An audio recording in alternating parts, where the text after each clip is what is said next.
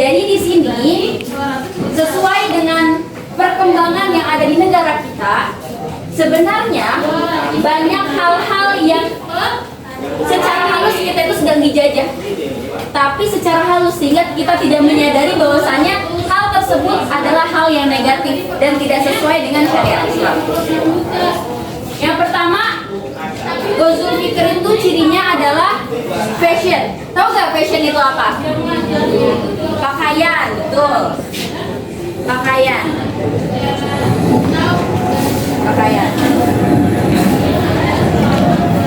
Banyak di luar sana yang mana pakaian yang digunakan atau pakaian yang dijualbelikan, pakaian yang dipilih itu tidak sesuai dengan syariat Islam. Tapi itu semua diglobalisasikan di media sosial. Memang kakak mau nanya nih, auratnya perempuan itu dari mana sampai mana? Kecuali wajah dan telapak tangan. Oke. Kalau laki-laki sampai lutut. Nah, yang dinamakan untuk menutup aurat, apa sih persyaratannya dia itu sudah menutup aurat? Apakah hanya sekedar yang penting pakai hijab, yang penting pakai celana ketutupan tuh, baju pakai baju panjang ketutupan? Dia dinamakan menutup aurat khususnya buat perempuan itu apa syaratnya? Tidak boleh trans. Ya, yang kedua tidak boleh itu ya, dua itu. Nah, ini menjadi salah satu pembelajaran buat kita semua. Untuk adik-adik sekalian yang berada di pondok ini, kita diajarkan bagaimana berbusana yang baik menurut syariat Islam, bagaimana adab yang baik menurut syariat Islam, dan ketika keluar dari pondok itu pengaplikasian kita.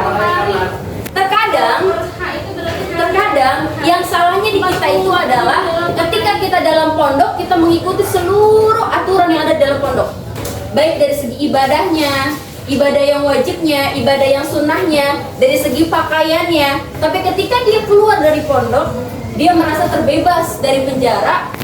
Yang salah adalah dia tidak mengamalkan apa yang dia dapatkan di dalam pondok ini. Mumpung lagi nggak di pondok nih, yaudahlah pakai kerudungnya kayak gini aja. Keluar, cari makan, pakai celana ketat. Nah, ini menjadi salah satu cerminan yang kurang baik. Seharusnya pengaplikasian yang menandakan bahwasannya apa yang kita dapatkan di pondok ini berhasil adalah ketika kita keluar dari pondok, kita mendapatkan ilmu di pondok ini, kemudian kita amalkan ketika kita keluar dari pondok.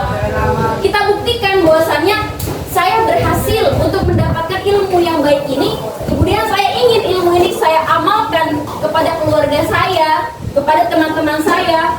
Walaupun yang menjadi salah satu hal terbesar dan dampak terbesar kenapa kita bisa berubah mengikuti fashion di zaman sekarang adalah lingkungan. Itu dampak terbesar yang menyebabkan kita merasa minder dengan lingkungan-lingkungan yang ada. Tapi sebenarnya itu semua kembali lagi kepada kita. Ketika kita berada di hal yang buruk, jangan salahkan temannya, jangan salahkan lingkungannya, tapi itu berkaca kepada diri kita sendiri, karena itu yang menentukan adalah diri kita sendiri. Allah Subhanahu wa Ta'ala menciptakan manusia dengan hawa nafsu dan juga dengan akal dan pikiran. Ketika kita dihadapkan oleh dua hal yang berbeda, ini hal yang baik, ini hal yang salah atau yang kurang baik, akal ini mencerna, saya pengen banget ya Allah pakai pakaiannya kayak gini. Misalnya laki-laki lagi main futsal, pengen banget nih pakai celana kolornya di atas lutut misalnya. Tapi kita punya akal nih, tapi itu benar apa enggak ya? Oh ya, itu nggak baik tuh, nggak sesuai dengan syariat Islam. Maka akal ini bekerja, tentukan mana jalan yang benarnya. Jadi jangan sampai ketika kita dihadapkan dengan sesuatu yang buruk dan sesuatu yang benar, tapi kita lebih mementingkan hawa nafsu kita kita kepada hal yang buruk, kemudian kita menyalahkan orang lain. Karena segala sesuatu itu ditentukan dari diri kita sendiri. Sama halnya seperti fashion. Kemudian yang kedua, makanan. Makanan, yang mana makanan ini sudah dipastikan keharamannya dalam Al-Quran. Contohnya khamr, narkoba. Tapi banyak gak orang Islam yang mengkonsumsi narkoba? Banyak. Ini hal tersebut dilarang dalam syariat Islam, namun peredarannya sungguh banyak di negara kita. Ya. Nah, hal ini menjadi salah satu tolak ukur. Gimana cara kita menghindarkan ini? Ilmu yang kita dapatkan di pondok ini, kita tanamkan, kita amalkan untuk menjadi benteng diri kita. Ketika kita keluar dari pondok, bertemu dengan lingkungan yang kurang baik, maka jangan mengikuti lingkungan itu. Kita boleh berteman dengan siapapun, tapi kita pun harus memilah lagi. Kita harus mengikuti yang mana. Ada tuh cerita dalam hadis, kalau misalnya kita berteman dengan orang penjual parfum, maka kita akan kena wanginya.